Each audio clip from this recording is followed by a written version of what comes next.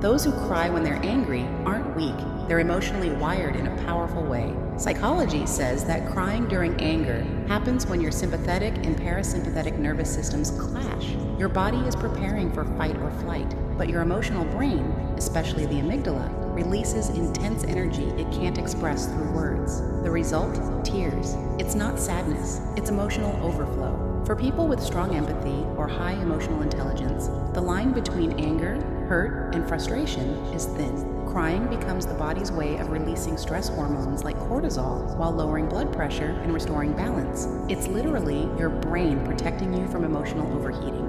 Women experience this more often, not because they're more emotional, but because their brains are more attuned to emotional expression. Higher oxytocin and mirror neuron activity make them process feelings faster and deeper. So if you cry when you're angry, don't apologize for it. Your tears aren't a sign of weakness. They're your nervous system releasing what your words can't. It's how your body chooses healing over harm.